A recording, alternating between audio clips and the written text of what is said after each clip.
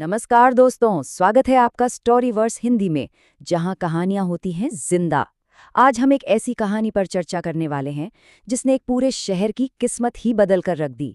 सोचिए, धुएं और ट्रैफिक के बोझ तले दबती हुई भारत की राजधानी, और फिर एक ऐसी एपिक विजुअल जर्नी शुरू होती है जिसने उससे एक नया जीवन दिया। आज हम इस एक्सप्लेनर में बात कर रहे हैं दिल्ली मेट्रो की, एक ऐसा कमाल का ट्रांजिट सिस्टम जिसने असल मायनों में एक शहर को कोलैप्स होने से बचा लिया।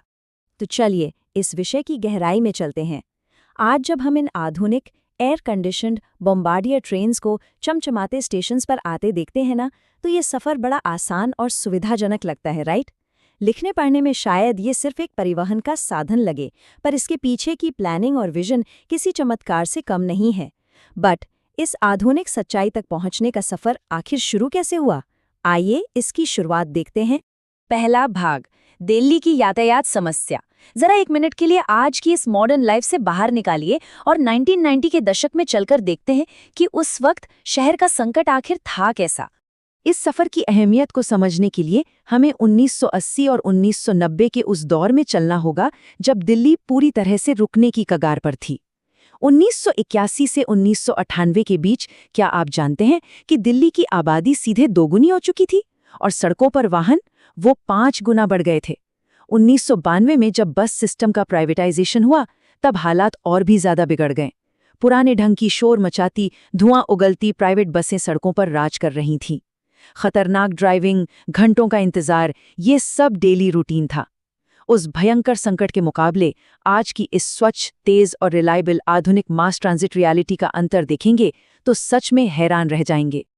दूसरा भाग, डीएमआरसी का जन्म। एक ऐसी नई शुरुआत जहां सरकार को आखिरकार एहसास हुआ कि अब पुराने तरीकों से काम नहीं चलने वाला, एक रेडिकल नए अप्रोच की सख्त जरूरत है। तो चलिए इस टाइमलाइन पर नजर डालते हैं। हालांकि दिल्ली के लिए एक मास ट्रांजिट सिस्टम का पहला अध्ययन 1969 में ही हो गया था, पर असली रफ्तार पता है कब आई? 1995 में, जब डीएमआरसी की आधिकारिक स्थापना हुई और ई श्रीधरन जी को इसका प्रबंध निदेशक बनाया गया। 1 अक्टूबर 1998 को निर्माण कार्य शुरू हुआ और देखते ही देखते सिर्फ 4 साल बाद 24 दिसंबर 2002 को तत्कालीन प्रधानमंत्री अटल बिहारी वाजपेयी जी ने पहली रेड लाइन का उद्घाटन कर दिया। ये एक सच्चा ऐतिहासिक पल था। अब यहाँ एक बड़ा सवाल आता है, ये सब इतनी जल्दी और इतने परफेक्ट ढंग से कैसे हुआ? इसका सबसे बड़ा खुफिया हथियार थी डीएमआरसी को दी गई अभूतपूर्व स्वायत्तता, यानी अनप्रेसिडेंटेड ऑटोनॉमी। असल में इससे पहले कोलकाता मेट्रो के निर्माण में जो राजनीतिक हस्तक्षेप और बजट प्रॉब्लम्स आई थी ना, जिनसे खर्चा 12 गुना तक बढ़ गया था, डीएमआरसी को उन सब से बिल्कुल दूर रखा गया। श्रीधरन जी के नेतृत्व में डीएमआरसी को फंड्स मैनेज करने, लोगों को हायर करने और इंडिपेंडेंट निर्णय लेने की पूरी छूट दी गई। कोई रेड टेप नहीं, कोई ब्यूरोक्रेसी नहीं, सिर्फ फास्ट और इफेक्टिव काम। तीसरा भाग, मेट्रो का अभूतपूर्व विस्तार। एक बार रेड लाइन शुरू होने के बाद ये नेटवर्क किस तेजी से फैला, आइए उस पर बात करते हैं। जरा इस नंबर पर गौर कीजिए, 350.42 किलोमीटर। आज के समय में दिल्ली मेट्रो नेटवर्क की कुल लंबाई इतनी विशाल हो चुकी है। ये कोई छोटी मोटी उपलब्धि नहीं है दोस्तों, ये बताता है कि इस सिस्टम ने एक बहुत बड़े शहरी इलाके को आपस में कंप्लीटली जोड़ कर रख दिया है। और बात सिर्फ लंबाई की ही नहीं है। आज के समय में 289 स्टेशंस पूरे नेशनल कैपिटल रीजन यानी एनसीआर को अपनी बेहतरीन सेवाएं दे रहे हैं। चाहे दिल्ली का दिल हो या उसके आसपास के इलाके, प्रैक्टिकली हर जगह आज मेट्रो की पहुंच बन चुकी है। और इन सब का सबसे बड़ा इम्पैक्ट क्या रहा? 2 अरब यानी 2 बिलियन। सिर्फ साल 2023 में ही दिल्ली मेट्रो ने 2 बिलियन पैसेंजर ट्रिप्स दर्ज की हैं। जरा सोचिए इस आंकड़े के बारे में। ये एक एब्सोल्यूट रिकॉर्ड ब्रेकिंग नंबर है, जो सफाई से दिखाता है कि कितने करोड़ों लोगों के रोजाना जीवन का ये अब एक अनिवार्य हिस्सा बन चुकी है। अब इस स्लाइड में जो सबसे दिलचस्प बात है वो ये है, इस नेटवर्क का लाजवाब फैलाव। इस कलर कोडेड मैप को देखिए। ये रंग बिरंगी लाइनें सिर्फ डिजाइन के लिए नहीं है, ये दर्शाती हैं कि कैसे दिल्ली मेट्रो ने दिल्ली, गुड़गांव, नोएडा और गाजियाबाद को आपस में एक धागे की तरह पिरो दिया है। एक जायंट पजल की तरह। हर रंग एक अलग सफर है, पर अंत में सब एक ही सॉलिड नेटवर्क का हिस्सा है। और समझने वाली बात यह है कि ये सब रातों रात नहीं हुआ। इसे बहुत ही सिस्टमैटिक फेजेस में पूरा किया गया है। इन आंकड़ों पर नजर डालें।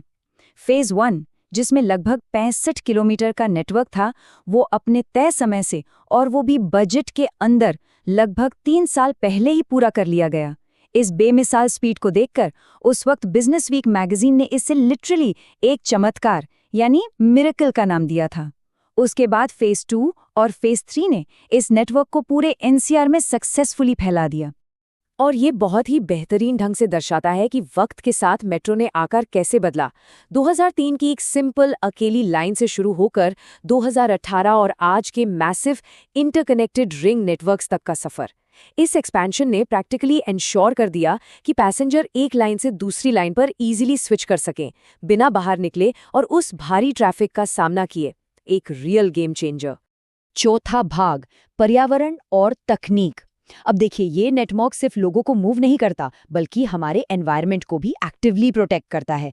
सच्चाई ये है कि दिल्ली मेट्रो पर्यावरण को बचाने का एक अनूठा उदाहरण है। सितंबर 2011 का साल एक बहुत ही बड़ा ग्लोबल माइलस्टोन था।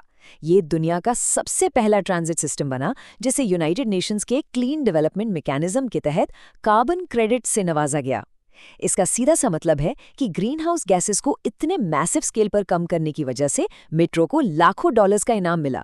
ये देश के लिए एक बहुत ही प्राउड मोमेंट था। और ऑफ कोर्स ये सब संभव हो रहा है वर्ल्ड क्लास इंजीनियरिंग और तकनीक के दम पर। एयरपोर्ट एक्सप्रेस लाइन पर top speed 120 kilometre per hour तक जाती है। सोचो, स्टेशंस पर ट्रेन का वेट टाइम सिर्फ 20 सेकंड है, जिससे समय की भारी बचत होती है। 25 किलोवोल्ट एसी ओवरहेड पावर इस मैमथ नेटवर्क को स्मूथली चलाती है। और अब तो आधुनिक क्यूआर कोड आधारित टिकटिंग ने सफर को और भी सीमलेस बना दिया है। ये सिर्फ ट्रेनें नहीं है, बल्कि इंजीनियरिंग का मास्टर क्लास है जो हर दिन सेफ्टी और प्रिसिजन के साथ चलता है। पांचवा भाग, भविष्य की और कदम। तो आखिर इस मॉडर्न मार्वल का आगे का क्या प्लान है, देखते हैं। क्योंकि एक सफल मॉडल हमेशा आगे बढ़ता रहता है, इसलिए फेज 4 का काम अभी जोरों पर चल रहा है। इसमें कई नए स्टेशंस और लाइंस जुड़ रही हैं जो शहर के और भी दूर दराज के इलाकों को कवर करेंगी। 2025 के आसपास जब ये पूरा होगा तो दिल्ली मेट्रो नेटवर्क की कुल लंबाई 450 किलोमीटर को भी पार कर जाएगी, जो डेफिनेटली इसे विश्व के सबसे बड़े और व्यस्त ट्रांजिट नेटवर्क्स में और भी आगे खड़ा कर देगा।